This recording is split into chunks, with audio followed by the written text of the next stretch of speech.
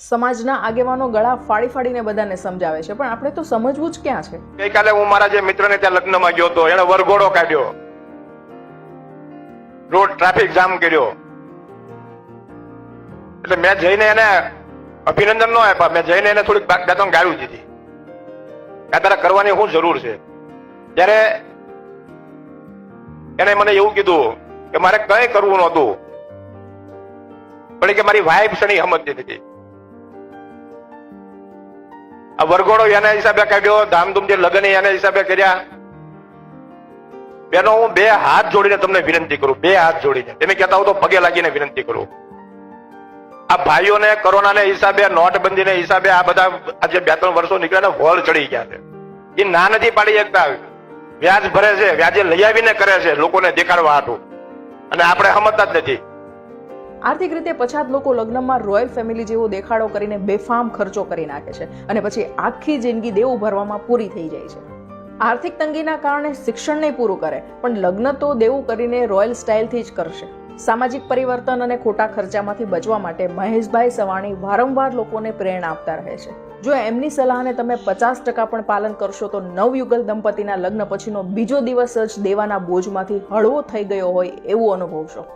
હાલમાં જ બારડોલી સિટીમાં આવી જ એક ઘટના બની છે, જેમાં છોકરાએ એવી માંગણીઓ કરી કે જેને બધાએ હંમેશા યાદ રાખવી જોઈએ. અને આ માંગણીઓ દહેજની નહોતી, પણ લગ્ન કરવાની રીત અને બિનજરૂરી પરંપરાઓ વિશેની હતી. અને આ માંગણીઓ એવી હતી કે સૌથી મોટું દૂષણ પ્રી વેડિંગ શૂટ કે જે નહીં કરવામાં આવે. બીજું કે લગ્નમાં કન્યા લહેંગાને બદલે સાડી પહેરશે. ત્રીજું એવું હતું કે મેરેજમાં અશ્લીલ અને કાન ફાડી નાખતા ડીજેને બદલે લાઇટ ઇન્સ્ટ્રુમેન્ટલ મ્યુઝિક વગાડવામાં આવશે. ચોથી શરત એવી હતી કે વરમાળાના સમયે સ્ટેજ પર માત્ર વર કન્યાને જ રહેવાનું રહેશે. પાંચમી શરત એવી હતી કે જે લોકો વરમાળા સમયે વર કે કન્યાને ઉપાડશે તેમને લગ્નમાંથી જ હાંકી કાઢવામાં આવશે. છઠ્ઠી શરત એ હતી કે પંડિતજીએ લગ્નની પ્રક્રિયા શરૂ કર્યા પછી તેમને કોઈ રોકશે નહીં. સાતમી શરત એ હતી કે કેમેરામેન પંડિતજીને વારંવાર અટકાવીને નહીં પણ દૂરથી ડિસ્ટર્બ કર્યા વગર જ ફોટા લેશે. આવું એટલા માટે છે કે આ કોઈ ફિલ્મનું શૂટિંગ નથી, આ એક લગ્ન પ્રસંગ છે જે અગ્નિની સાક્ષીમાં કરવામાં આવે છે. આઠમી શરત એ હતી કે વરરાજા અને કન્યા કેમેરામેનના કહેવા પર અશોભનીય પોઝ આપશે નહીં.